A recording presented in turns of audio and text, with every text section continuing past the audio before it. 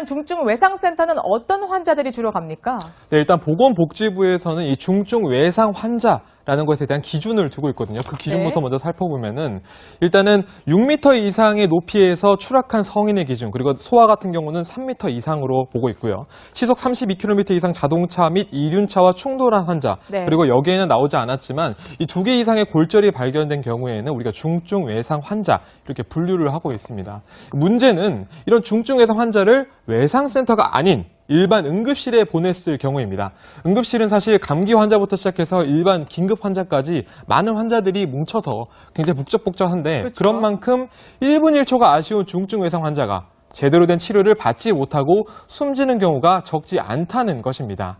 우리나라의 중증 외상 환자 가운데서 제때 조치만 받으면 생존할 수 있는 이 예방 가능 사망률이라는 통계가 있는데 네. 이 통계를 보면은 그런 환자가 35%가 넘습니다. 그만큼 네. 35%의 환자가 살아날 수 있다는 것인데 미국이나 캐나다와 비교해서도 2배 정도 많습니다. 이 관련된 설명 들어보시겠습니다. 외상 환자들이 병원에 가서 사망을 하잖아요. 중증 외상 환자들이 병원에 왔어도 적절한 치료를 받지 못하고 응급실에서 그냥 있다가 사망하신다는 거죠. 네, 그만큼 외상센터가 굉장히 부족하다 이런 뜻 같은데 지금 몇 곳이나 되죠? 네, 우리나라에서 현재 외상센터로 선정된 곳은 모두 16곳인데 네. 이 지도를 살펴보시면은 이 권역 안에서도 전체 운영 중인 병원은 9곳입니다. 네. 그리고 7개가 외상센터를 현재 개소를 준비 중인 상황인데 근데 경남권에만 아직 선정된 곳이 없습니다. 빨간색으로 표시된 부분이죠? 예, 맞습니다. 저희가 빨간색으로 표시한 부분이 경남권인데 이 부분은 현재 외상센터가 선정된 곳이 없는 상황이거든요. 네. 작년에도 사실 공모가 이루어졌지만 어떤 병원도 지원을 하지 않은 것인데 올해는 경상대병원이 유일하게 지원을 했습니다. 사실 복지부의 부탁에 못 이겨서 억지로 지원을 한 부분도 없지 않아 있다 이렇게 설명을 했었는데요. 외상센터 설립이 결정되면은 사실 시설비와 장비비 명목으로 80억 원이 지원이 되고요. 매년 운영비 명목으로 최대 27억 원까지 지원이 되고 있는 실정입니다. 아니, 잠깐만요. 근데 80억 원에 매년 27억이면 굉장히 많은 지원금 아닌가요? 네, 맞습니다. 굉장히 많다고 느낄 수 있는데 이 외상센터를 설립하는 데 있어서 가장 중요한 역할을 하고 있는 헬기장만 설립하는데 이 수십억 원이 들어가고 또 네. 대부분 신식시설, 또 최신 장비를 들어야 되기 때문에 비용이 그만큼 많이 든다는 것인데 이런 지원금으로는 턱없이 부족하다는 것입니다. 무엇보다 외상 환자들을 위해서만 사용해야 한다는 규정이 있기 때문에 병원 입장에서는 수익성과는 좀 거리가 멀지 않냐 이렇게 보고 있는 것입니다. 네, 이렇게 외상센터 선정을 기피해서 수가 적다면 차라리 의료진이라도 좀 많아야 될 것 같은데 외상센터에서 일하는 의사들을 오히려 바보다 이런 취급을 한다면서요. 네, 쉽게 돈을 벌 수 있는데 벌지 못한다는 의미에서 좀 이렇게 바보다라는 식으로 이야기를 하고 있는 것인데 네. 그만큼 외상센터의 근무 환경이 매우 열악하기 때문입니다. 어느 정도인지 우선 살펴보시겠습니다. 외상센터 담당 의사의 당직실은 중환자실 한가운데에 있습니다. 좁은 방 안에 걸려있는 당직표. 오늘 쓰고요. 내일은 잠깐 제가 대타로 금요일 날 쓰고요. 이런 식으로. 중환자실에서 씨름을 하다 보면 가족을 만날 시간도 없습니다. 한 달에 가족들 거의 몇 번이나 보세요? 한 달에요. 한 달에 2번 내지는 3번. 가끔 이제 다른 가족들한테 이제 열심히 하는데 내 가족들한테 못하는 거 아닌가 이런 생각이 가끔 들 때가 있죠. 네, 정말 생명의 최전선에서 일하고 있는 것 같은데 대우는 열악하네요. 네, 맞습니다. 현재 이 외상센터를 지키고 있는 전문의는 이 외상외과와 또 응급의학과, 신경외과, 흉부외과 등으로 최소 20명이 구성되어야 합니다. 근데 현재 운영 중인 외상센터, 아까 말씀드렸던 9개의 외상센터 중에서도 이 기준을 충족시키는 병원이 단 한 곳도 없는 상황이거든요. 오히려 한 병원에서는 이 외상치료를 배우려던 전공의 5명이 열악한 근무 환경을 못 견디고 중도에 포기하는 상황까지 발생했습니다. 관련된 설명 들어보시겠습니다. 고생스러운 게 확실히 많다 보니까 의사에 대해서 생각하고 있는 친구들이 많지 않거든요. 가오직은 많이 당하죠.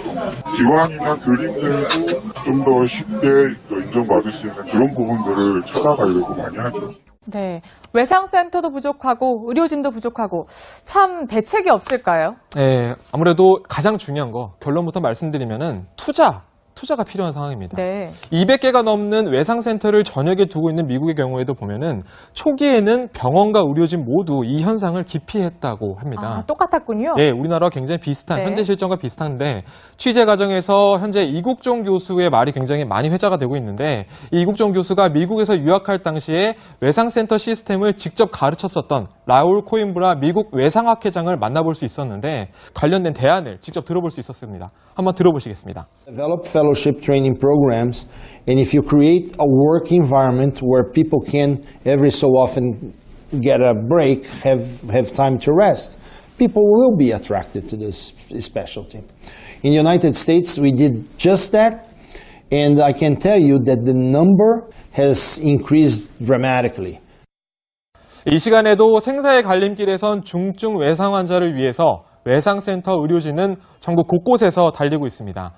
그들의 1분 1초가 더 큰 자부심으로 채워질 수 있는 처우 개선이 필요한 시점입니다. 네, 지금까지 중증 외상센터는 어떤 환자들이 주로 갑니까? 네, 일단 보건복지부에서는 이 중증 외상 환자라는 것에 대한 기준을 두고 있거든요. 그 기준부터 네. 먼저 살펴보면은 일단은 6m 이상의 높이에서 추락한 성인의 기준, 그리고 소아 같은 경우는 3m 이상으로 보고 있고요. 시속 32km 이상 자동차 및 이륜차와 충돌한 환자, 네. 그리고 여기에는 나오지 않았지만 이 2개 이상의 골절이 발견된 경우에는 우리가 중증 외상 환자 이렇게 분류를 하고 있습니다. 문제는 이런 중증 외상 환자를 외상센터가 아닌 일반 응급실에 보냈을 경우입니다. 응급실은 사실 감기 환자부터 시작해서 일반 긴급 환자까지 많은 환자들이 뭉쳐서 굉장히 북적북적한데 그렇죠. 그런 만큼 1분 1초가 아쉬운 중증 외상 환자가 제대로 된 치료를 받지 못하고 숨지는 경우가 적지 않다는 것입니다. 우리나라의 중증 외상 환자 가운데서 제때 중환자실에서 씨름을 하다 보면 가족을 만날 시간도 없습니다. 한 달에 가족들 거의 몇 번이나 보세요? 한 달에요. 한 달에 2번 내지는 3번. 가끔 이제 다른 가족들한테 이제 막 열심히 하는데 내 가족들한테 못하는 거 아닌가 이런 생각이 가끔 들 때가 있죠. 네, 정말 생명의 최전선에서 일하고 있는 것 같은데 대우는 열악하네요. 네, 맞습니다. 현재 이 외상센터를 지키고 있는 전문의는 이 외상외과와 또 응급의학과, 신경외과, 흉부외과 등으로 최소 20명이 구성되어야 합니다. 근데 현재 운영 중인 외상센터, 아까 말씀드렸던 9개의 외상센터 중에서도 이 기준을 충족시키는 병원이 단 한 곳도 없는 상황이거든요. 오히려 한 병원에서는 이 외상치료를 배우려던 전공의 5명이 조치만 받으면 생존할 수 있는 이 예방 가능 사망률이라는 통계가 있는데 네. 이 통계를 보면은 그런 환자가 35%가 넘습니다. 그만큼 네. 35%의 환자가 살아날 수 있다는 것인데 미국이나 캐나다와 비교해서도 2배 정도 많습니다. 이 관련된 설명 들어보시겠습니다. 외상 환자들이 병원에 와서 사망을 하잖아요. 중증 외상 환자들이 병원에 왔어도 적절한 치료를 받지 못하고 응급실에서 그냥 있다가 사망하신다는 거죠. 네, 그만큼 외상센터가 굉장히 부족하다 이런 뜻 같은데 지금 몇 곳이나 되죠?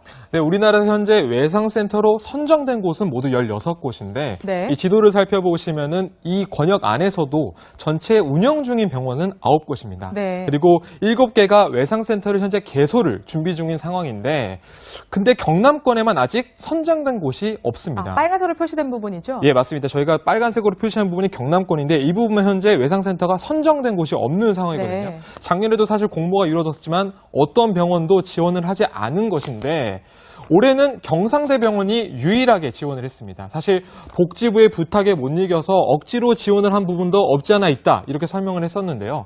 외상센터 설립이 결정되면은 사실 시설비와 장비비 명목으로 80억 원이 지원이 되고요. 매년 운영비 명목으로 최대 27억 원까지 지원이 되고 있는 실정입니다. 아니, 잠깐만요. 근데 80억 원에 매년 27억이면 굉장히 많은 지원금 아닌가요? 네, 맞습니다. 굉장히 많다고 느낄 수 있는데 이 외상센터를 설립하는 데 있어서 가장 중요한 역할을 하고 있는 헬기장만 설립하는데 이 수십억 원이 들어가고 네. 또 대부분 신식시설, 또 최신 장비를 들어야 되기 때문에 비용이 그만큼 많이 든다는 것인데 이런 지원금으로는 턱없이 부족하다는 것입니다.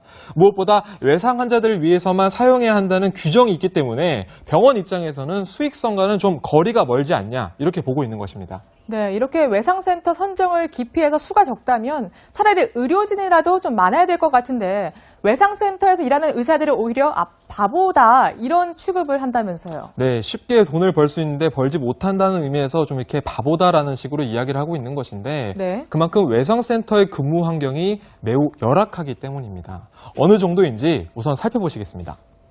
외상센터 담당 의사의 당직실은 중환자실 한가운데에 있습니다.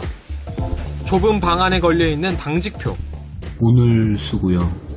내일은 잠깐 제가 대타로 금요일 날 쓰고요. 이런 식으로.